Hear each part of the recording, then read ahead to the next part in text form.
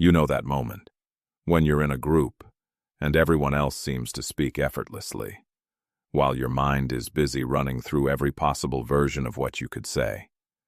You're not silent because you have nothing to add. You're silent because you're noticing everything. The pauses, the tone shifts, the way people react to each other.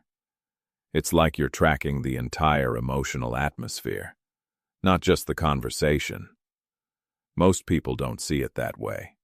They call it awkward, overthinking, shyness, something that needs fixing. But what often gets labeled as a weakness is usually just a pattern that developed for a reason, and that brings us to something most people never fully understand.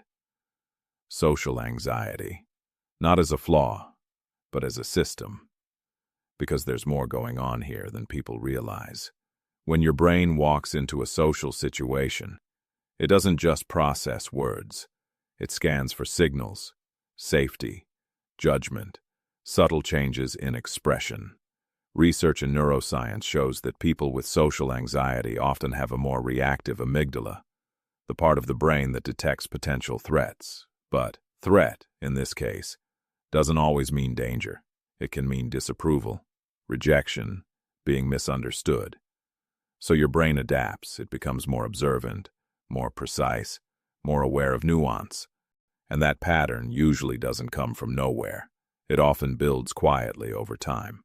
Maybe from moments where being judged felt intense, or where fitting in required careful adjustment, or where being too much, or not enough, became something to monitor.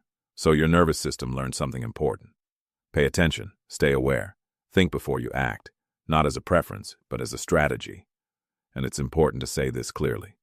This way of being isn't better or worse than someone who speaks freely without hesitation.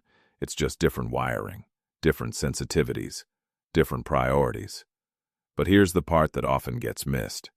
The same awareness that makes social situations feel overwhelming is also what allows you to read people deeply. You notice what others overlook. You pick up on what isn't being said.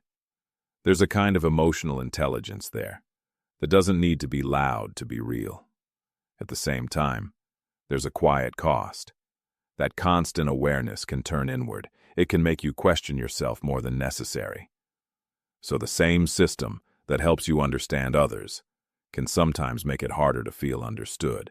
And yet none of this means something is wrong with you. It means your mind learned to navigate the world in a careful, detailed way. There's value in that, even if it doesn't always feel comfortable. Because being this aware means you're not disconnected, you're deeply tuned in. And if this feels familiar, there's probably more about the way your mind works that hasn't been fully explained yet.